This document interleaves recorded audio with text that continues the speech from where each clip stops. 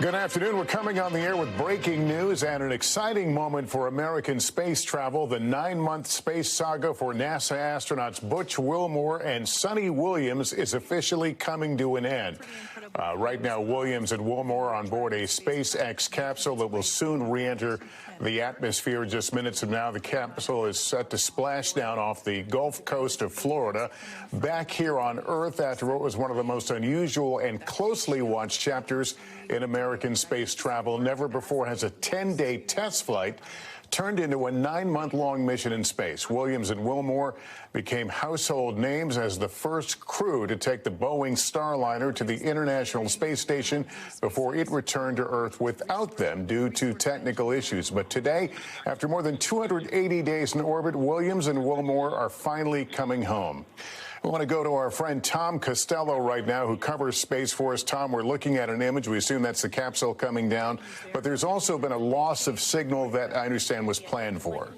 Just now, they've reconnected with them. So they now have reestablished signal and comms. That is normal. It happens when they are at maximum heat. A total of 3,500 degrees Fahrenheit is the maximum heat, and that's the plasma buildup you see right there, the glow in the sky. That's the plasma buildup around the spaceship as it re-enters the atmosphere, screaming into the atmosphere, Lester, at 17,500 miles per hour, and now begins the process as the air gets thicker and thicker and denser, that slows down the capsule, and then they're able to finally deploy the chutes.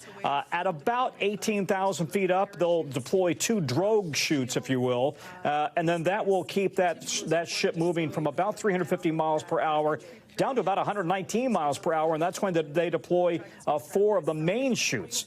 But they are now very much on target for a landing in the Gulf, right off of the coast of Tallahassee, and the ships are on site, ready to immediately move into the capsule and ensure that it is safe and the astronauts are safe. Everything right now, completely normal. There's the astronauts.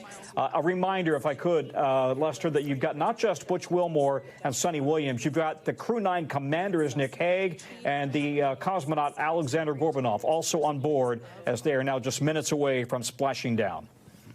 And Tom, let me ask you this. The whole plan for this mission was for them to go up and down on that Boeing Starliner. Obviously, that not happening. But does that mean that this crew, at least that Butch and Suni, are not necessarily trained up to this particular spacecraft, or is that even necessary? Is this more of an automated ride home? You're 100% right. That's been the challenge because Butch and Suni trained to go up and come back on Boeing Starliner, not a SpaceX ship, a Dragon. And now they're coming along for the ride home without really having trained. They had to train actually while they were in the station. NASA had to send them up special spacesuits because their Boeing spacesuits would not work in a SpaceX ship. Look at that. Yeah, let me interrupt you here just a second. This is the best image we've had now of the capsule. There go. That's a drogue chute I'm looking at. There you go. That's right. The 2 sets of parachutes are now starting. 2 drogue chutes right there. 18,000 feet while it's moving at about 350 miles per hour. Beautiful. Right on the money. Excited as Dragon Freedom continues. Let me let you know also that the former NASA astronaut, Jose, as we look at this picture, this looks like old school NASA, like back to the Gemini and Mercury days, coming down in the ocean under a parachute. It does, doesn't it? And originally, I think SpaceX wanted to land on ground with having retrojets, but they abandoned that as being too expensive, so they went back to the water. Okay, we're going to listen in here for a moment now as the spaceship makes the final moments of its descent. Per hour when it splashes down off the coast of Tallahassee, Florida, here at 2:57 p.m. Pacific time this afternoon. And there we go. We have visual on 4 healthy mains. That view was from inside. Copy. Okay, just to be clear, that's the main chute that is open right now. You heard the applause. That's a really good thing that this spacecraft is now safely under the parachutes on its proper descent profile to the water. 4 beautiful, healthy mains. Now awaiting visuals of Splashdown. We'll start to hear Commander Nick Hague. Copy, 1,000. As we heard right there, Commander Nick Hague will be calling out the altitude of the Dragon capsule from here on out. Landing in water is simpler and provides more margin against unlikely parachute issues. You can see those parachutes continuing to slow the Dragon capsule down. And if you're just joining us, you're looking at 800 meters. a live view of Crew 9, just minutes away from splashing down off the coast of Tallahassee, Florida. Splashdown 2 minutes from now at 2:57 p.m. Pacific. We do have 4 healthy mains really doing the job there. Just breathtaking views of a calm, glass-like ocean off the coast of Tallahassee, Florida. Crew 9 just minutes away from splashing down. This is really such an incredible shot. That Copy, was 600. That was a live view from our recovery vessel, Megan, which is stationed a couple miles away from the splashdown site. We can see the crew there using their restraints as resting places for their arms. They were just in space moments ago, so their arms were able to float freely. 400 meters. This is a gorgeous bluebird day here that we have for the splashdown of Crew 9. It's incredible to think that the Dragon capsule just minutes ago was going over 17,000 miles per hour, and now gently coasting to a soft splashdown. 200. Copy, 200 meters. Brace for splashdown.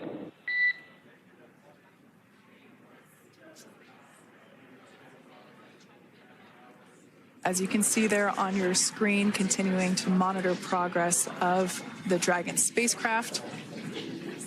And we're going to stand by for splashdown, located in the Gulf of America, off the coast of Tallahassee, Florida.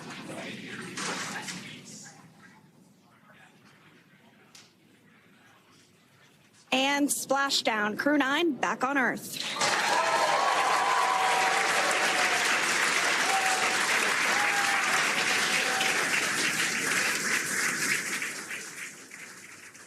Well, you see it with your own eyes. That spacecraft now safely in the water there. You can see the main chutes now settling into the water. The spacecraft, SpaceX Crew 9 return, as it's being called. 4 astronauts and 3 astronauts and a cosmonaut on board. And they will soon be surrounded by vessels and safely lifted aboard another vessel for the return home. Tom Costello watching with us. Tom, everything going as expected so far? Absolutely perfect. And what you're going to soon see are 2 fast boats very quickly approaching the ship. And these 2 fast boats, they have 2 different jobs. One of them is to make sure that the ship itself, the spaceship, is safe and secure. They want to make sure that there isn't any propellant vapor or vapors that might pose a risk. And then the second fast boat crew is going to come in and pick up those parachutes that you see in the water there. Ultimately, once they make sure that the ship is safe, then you're going to see the big mothership called Megan. The ship will come in. They will attach a crane, a cable to the Dragon spaceship and pull it out of the water and then pull it right up onto the deck of the ship. So unlike the old Apollo days where you would see the divers come and get the astronauts out of the ship and put them in a rubber dinghy, not anymore. Now they literally pull the entire ship out, put it on the deck, and immediately the astronauts, all 4 of them, will be met by not only SpaceX and NASA crew members, but also a medical team for a very quick on-scene evaluation. Yeah, I want to talk about that. Let me bring in Eileen Collins, former NASA astronaut. Ms. Collins, thank you so much for joining us. The commentator there was mentioning a moment ago, just minutes ago, this space vessel was traveling at 17,000 miles an hour. The people on board were in a weightless environment, and suddenly everything just seems to change on a dime. What's that like? Aleksandr Gorbunov. They're back on Earth. Yeah, that's right. Actually, on the return home, they heat up to almost 3,500 degrees on the outside. There's a plasma that forms around the spacecraft, and that's why they need a heat shield. And the other thing they felt coming back was a little bit over 4 Gs. And, you know, what's a G? A G is a unit of gravity. And to explain that, if, let's say, you weigh 100 pounds on Earth, if you could stand on a weight scale coming back, it would show 400 pounds. That much, I want to say the G-force that they go through coming home. They also went through a lot of shaking around as the jets fire to hold the attitude. Probably his jolt comes when that. They got a big jet in the second one they fired. Let me tell you, they are very happy right now. They're not worried about the rocky ride home. I'm sure they're happy to be back. Yeah, we're hearing from NASA. It'll be about 30 minutes for the rescue vehicle to move into place to retrieve them from the water, but the capsule seems to be floating as it's intended to, giving them a safe place for the time being while they await that rescue recovery vehicle to bring them on board and take them back towards shore. Jose Hernandez, former NASA astronaut, remains with us. I appreciated those shots from inside during the final moments of the descent. No one seemed to be doing anything. They were at that point, after a really busy time in space for months, suddenly they were just passengers. Yes, at that time, they're basically, gravity is just doing the work, bringing them home, and the automated system is keeping it in the correct profile as it comes down and splashes down.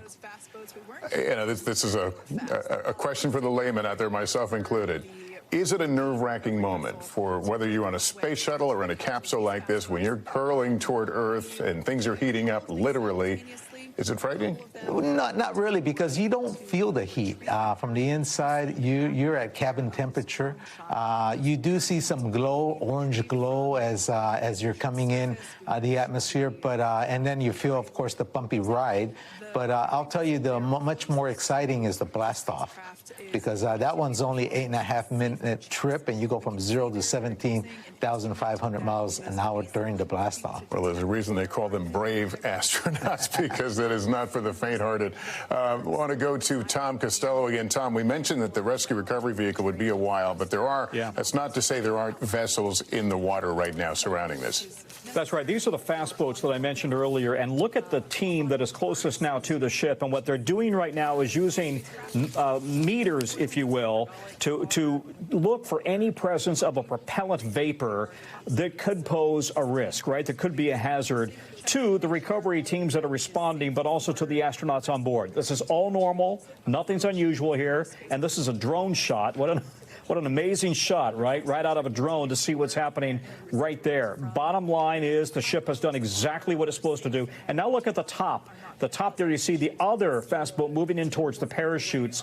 They want to recover those chutes for obvious reasons, environmental reasons. I actually don't know if they were used to chutes, but certainly you want to recover the chutes from the water.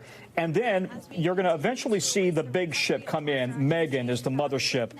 And as I mentioned, she will, or they will, then attach a wrench and a cable to this vessel, to the Dragon spaceship, and pull it out of the water. So this entire process, until it's actually on the deck of the ship, about an hour-long process, depending on sea conditions. But look at that. The water is could not be better, right? Blue sky day and really flat water.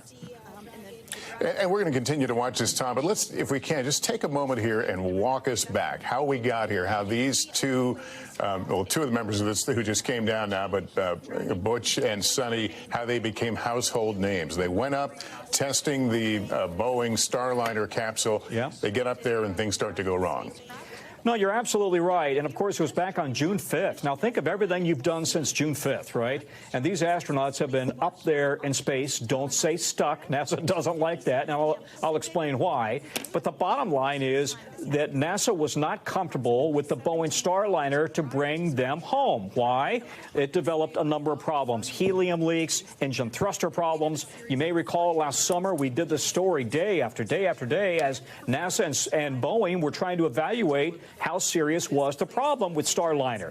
Boeing was convinced it was safe, it could come home. NASA was not convinced. NASA remains haunted by the various, astronauts who've lost their lives, including on Columbia, lost in reentry. NASA said, we're not going to do this. We don't feel comfortable with it. So Starliner came home empty, as you may recall. But that meant that Butch and Suni had to stay on the space station. and Crew 9 then launched. And instead of launching with 4 astronauts, Crew 9 came up with 2 in September so that Butch and Suni could join Crew 9. A normal 6-month rotation on the station, right? So as a result, Butch and Suni, who've been there since June, now had to begin a 6-month, actually 6-month plus rotation on the station, doing experiments and helping to run the station. By the way, Suni actually became the commander of the station. And in the meantime, they had to plan for the return of Crew 9, which you're seeing right there. And it was led by Commander Nick Hague and then also a cosmonaut on board, Aleksandr Gorbunov. So they have been there ever since. And as you mentioned earlier, they had to train they had to train Butch and Suni exactly how to be a SpaceX astronaut because they were used to being a Boeing astronaut. Different spaceship, different commands, controls, different, everything was different. They had to do all of that while the spaceship was docked to the station and while they're doing their day jobs, taking care of the station. So this whole process, why did it take so long? It costs hundreds of millions of dollars to launch a mission up to the station. And NASA really felt like, first of all, it wasn't safe to bring them back on Starliner. Second of all, there was no reason why these veteran NASA astronauts and Navy veterans couldn't have their tour extended, like many Navy families will know that all too common phenomenon, but stay on station, do their tour on station, and then come back with Crew 9 once they learned all of that there is to know about how Crew 9 operates. So there you have it. And here we are finally now, 9+ months later, 286 days total in space. They have seen, Lester, listen to this stat. I looked up and did the math. They have seen 4,500 sunrises and sunsets as they have traveled 121 million miles. It is remarkable. We saw in one of the shots just a moment ago a rescue diver or a rescue person was actually scaling the capsule as it floated there, appeared to be looking in. I assume there's a porthole or something there, appeared to be examining or looking inside the spacecraft. I think we're all certainly, Tom and Jose, we're all certainly gratified to see them, safe right now. But it looks to me like what's happening right here is also a little dicey. It is. It is. When I landed in Tierra Freeman with the space shuttle, and I was up there 14 days. I remember how miserable I was readjusting to 1G as I sat there waiting to be extracted. I could only imagine these guys being up there 9 months, and now they're bebopping in the ocean. They're going to need some help getting out. So they're going to need a little bit of help, and it is disconcerting that they wait so long. I think a whole half hour before they're extracted. I know you spent 14 days in space on your mission. What is the recovery time to be able to walk straight and to do some basic things? Yeah, well, 14 days is not too bad, so you don't suffer much muscular atrophy, weakening of your muscles, but you do have problems with your balance system, and it takes 3 or 4 days to adjust. Now, these guys have been up there for 9 months, Suni and Butch, and they're going to need intensive physical therapy. They're going to have to re-strengthen their leg muscles, regain the bone density mass that they lose. They lose about 1% a month, and obviously gain their balance. So they have about 3-4 months of intensive physical therapy coming their way. Eileen Collins rejoins us here. We spoke a few moments ago with Tom Costello about the decision to not let the crew go back on the Boeing Starliner. There were still some questions about some issues they had on that. Looking back, was that a wise decision? I agree 100% with that decision. I was actually following what was going on with the NASA engineers. There were many people saying, don't take a chance to bring those astronauts back, because the concern was with the jets that would be doing the deorbit burn. And, that it's a test vehicle, that Boeing Starliner, and it was the first time they had flown astronauts. They were expecting some problems, but that one was serious enough that with the naysayers, NASA decided to go with the more, I want to say, safe option, and that was to bring them home on the Starliner, which honestly has been flying for 4 years now. The Starliner, we have a lot more confidence because there's more time on it. And, I think that Boeing Starliner will get fixed and it'll get flying again someday. Can't tell you when, but I think it'll be flying again because NASA needs both of those spacecraft going to and from the space station. All right, Eileen, thanks. We'll continue to look at several cameras in place now around this, what we'll call the recovery site, the splashdown occurring just a little while ago safely. We have every indication that everything is okay on board. This is the larger rescue vehicle where they will hoist the capsule aboard, welcome the astronauts and a cosmonaut on board. And then the business of getting them home. They're going to be under some medical evaluation for a while before they can at least go home and be with their families. But you can imagine the last few days, we saw a story yesterday. The last few days have been probably a mix of emotions. What's the bet, Jose? Do you think they're really itching to get right back up? Oh, I think right now, I think they're itching to get reunited with their family and catch up over lost time. Because imagine, from the professional perspective, these guys are built, military, and they can handle a 9-month deployment. But from the psychological point of view, an 8-day trip turned into a 9-month ordeal for them, and they missed a mini milestone. So they have a lot of catching up with their family. They're going to go through the physical therapy, and as soon as they're confirmed to be 100%, I guarantee you they're both going to be the first ones to raise their hand and say, "Put me in, coach." Is this a good moment for NASA and SpaceX, the fact that they figured out a way to work around this issue, not necessarily an elegant solution, but everyone is safe and the mission was completed? Yes, you got to take the conservative approach because the risks are just too high. I mean, how much value do you put on human life just to prove a point? I think NASA did the right thing. I agree with Eileen in the sense that we have to make sure we keep our astronauts safe, and this was the right call. Beautiful picture showing what a calm sea that these astronauts have landed in. You can see the various rescue vehicles that are surrounding the site right now. As Tom mentioned, they wanted to check the air, literally the air around the capsule, to make sure there were no fumes that might be dangerous to divers or rescuers here on the scene. I believe that larger, I'll ask Tom, that larger boat, that's the main rescue vessel? Yeah, that's right. And again, the mothership there, and the nickname is Megan.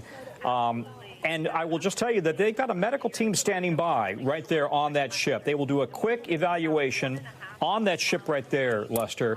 And then ultimately, look on the top of that ship. You're going to see there's a helipad on top, right? They will bring a chopper in, land on the top of that ship. They're going to take these astronauts and one cosmonaut over to the shore, over to Florida. When they land, there's a plane already gassed up and ready for them. They will do what's described to me as baseline medical tests right there on the runway in Florida. They're going to get readings on these astronauts immediately, right? Everything from pulse, EKG, they may take some blood gases, everything like that. That establishes the baseline now that they're safe and they're sound and they're on terra firma. But as soon as that's done, they're getting in that plane and they're flying straight to Houston. They will land at Ellington Field in Houston, which is, NASA uses that every day. And guess who might be waiting there for them? Their families will be waiting there, as well as NASA leadership waiting to greet them. They're going to go into a quarantine again in their crew quarters in Houston and go through several days of medical evaluation and testing, and but they'll have their families with them or nearby, and what a homecoming. By the way, Lester, it's dinner time. And can you imagine what they're craving after 9 months on the station? I'm thinking tacos and pizza right now. That sounds good to me. What a tremendous shot this is. What an important day for space travel, and as the NASA and SpaceX and others in this endeavor continue to look forward as the next walls to climb. But certainly this is a big one, met with the adversity of the problems with the Boeing Starliner, and then being able to adapt and make sure that these folks could get their way home, albeit a late arrival, certainly longer than your average travel delay, but one they have overcome. This is, Tom, you and I both have had chances to speak to members of this crew along the way. I spoke to Suni Williams, and I think we were all looking for clues of, are they getting a little disgruntled, getting a little cranky, as many of us would be under these circumstances.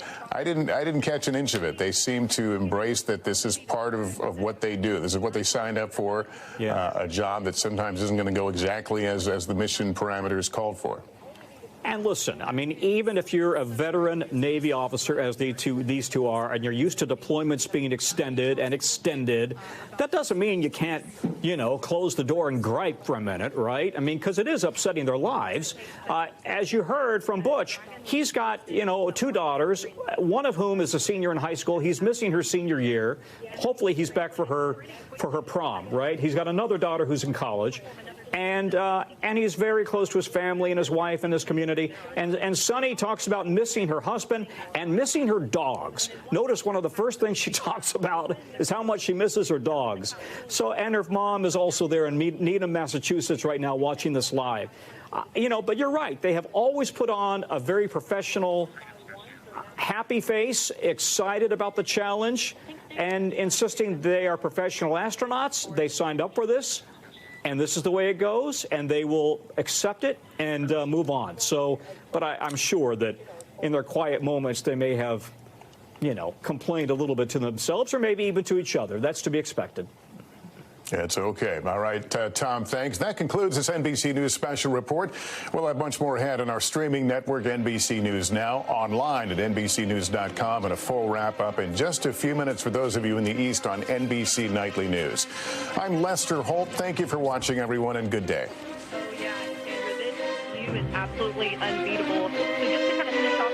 Thanks for watching. Stay updated about breaking news and top stories on the NBC News app or follow us on social media.